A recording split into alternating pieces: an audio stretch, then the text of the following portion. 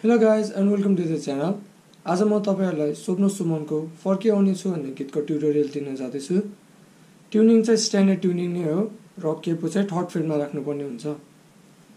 र म ट्युटोरियलको अगाडि चाहिँ फुल सङ एकचोटी कभर गरेर देखाउँछु।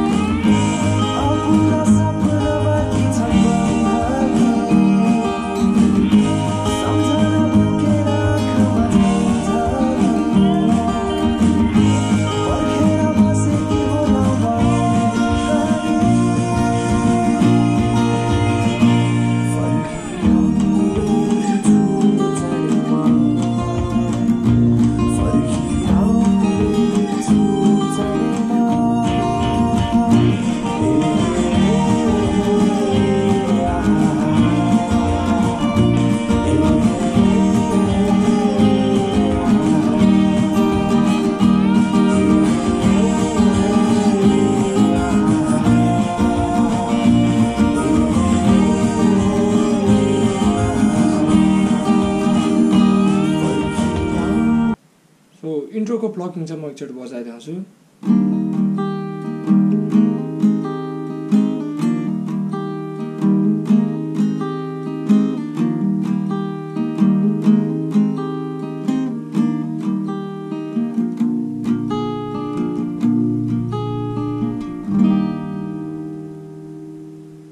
म एकचोटि यो स्लोमा बजाइदिन्छु।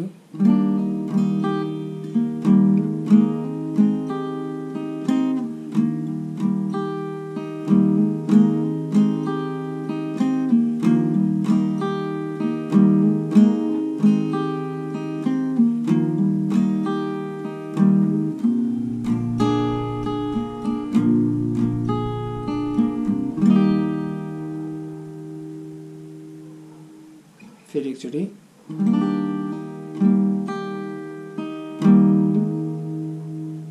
सुरुमा चाहिँ सी कर्ड पोजिसनमा राख्ने र सेकेन्ड स्ट्रिङको ओपनदेखि फर्स्ट फ्रेटमा चाहिँ ह्यामर अन गर्ने। त्यसपछि फिफ्थ स्ट्रिङमा प्लक गर्ने।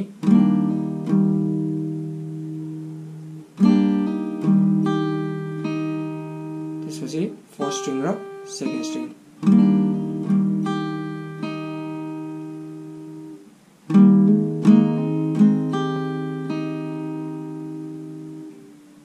र यो सी पछि चाहिँ एफमा लग्ने, तर एफमा लग्दा चाहिँ फोर्थ स्ट्रिङको सेकेन्ड फ्रेटदेखि थर्ड फ्रेटमा ह्यामर अन गर्ने।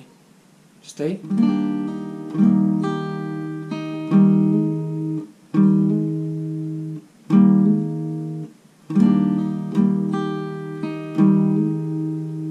यो ह्यामर अन पछि थर्ड स्ट्रिङको ओपनदेखि सेकेन्ड फ्रेटमा ह्यामर अन गर्ने।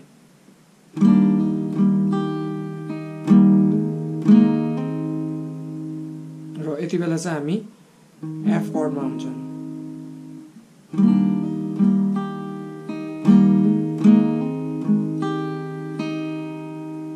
र राइट ह्यान्ड प्याटर्न चाहिँ सेमै हुन्छ।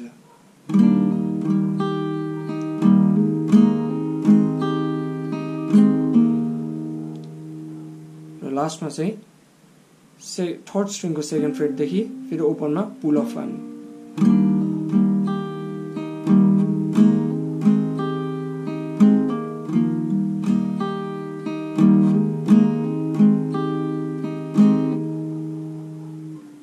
र यसपछि चाहिँ यो पोजिसन चाहिँ फर्स्ट स्ट्रिङको फर्स्ट फ्रेट सबै open, second third fourth string चाहिँ ओपन र फिफ्थको सेकेन्ड फ्रेट, लास्ट स्ट्रिङको थर्ड फ्रेट चाहिँ G7।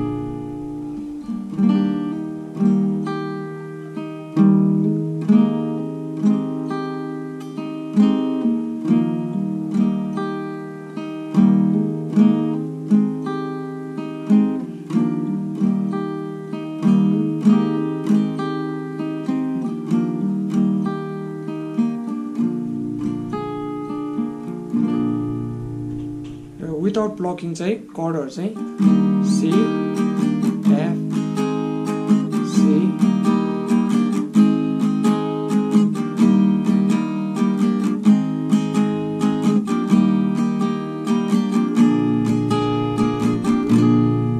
यो चाहिँ G7। एकचोटि म भर्सको पार्ट बजाइदिन्छु।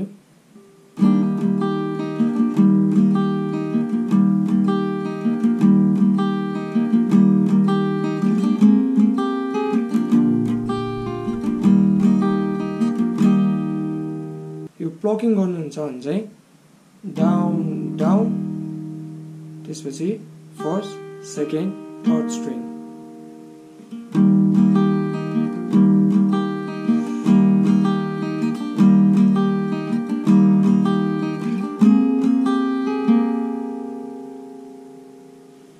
यो चाहिँ एक्ज्याक्ट सी सेप तर 8 फ्रेटमा।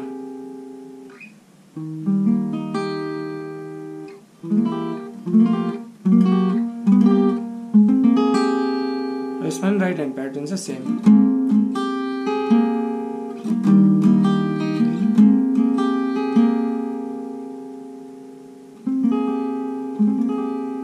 यो चाहिँ बेसिकली एफ नै हो। त्यसपछि चाहिँ G, यसमा नि राइट ह्यान्ड प्याटर्न चाहिँ सेम।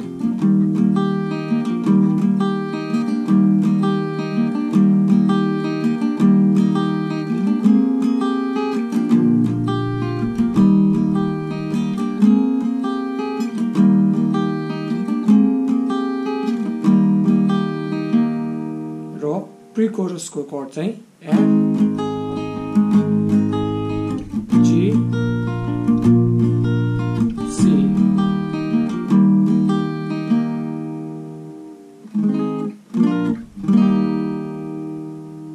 यो 3 चोटि रिपिट हुन्छ र लास्ट टाइममा चाहिँ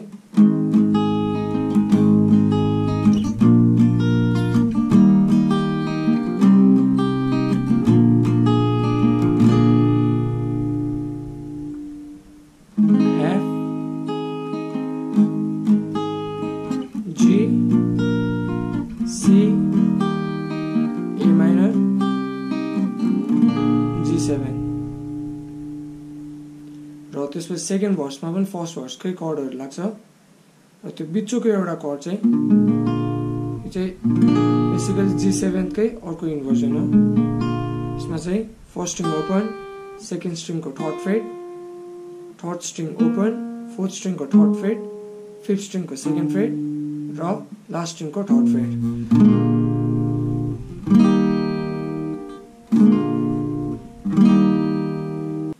र सेकेन्ड भर्स पछिको प्री कोरसमा चाहिँ यो C, A माइनर, G7 को सट्टा चाहिँ C, F, G नै हुन्छ।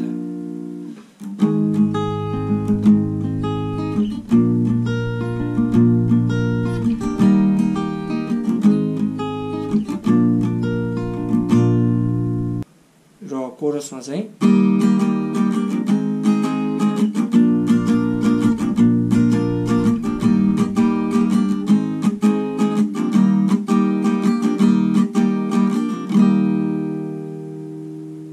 यसमा चाहिँ स्ट्रमिङ प्याटर्न चाहिँ down down up up down up.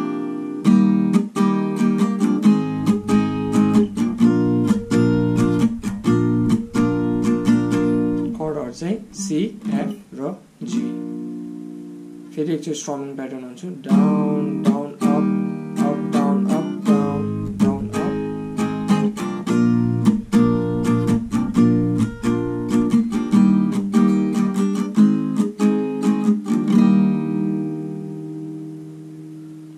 र त्यसपछि इन्टरल्युडको पार्टमा चाहिँ F, C।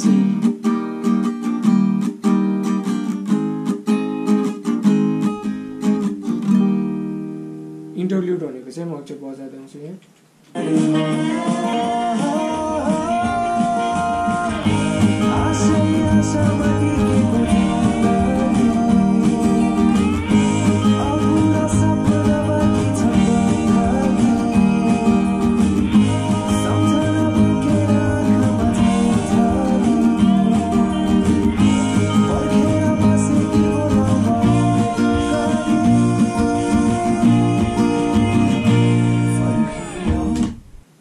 सो बेसिकली यो गीतमा चाहिँ कर्डहरु C, F र G यिनीहरु तीनटै हुन्छ र केही कन्फ्युजन भयो भने चाहिँ अगाडिको कभरमा एकचोटि हेरेर फेरि ट्युटोरियल हेर्नु होला।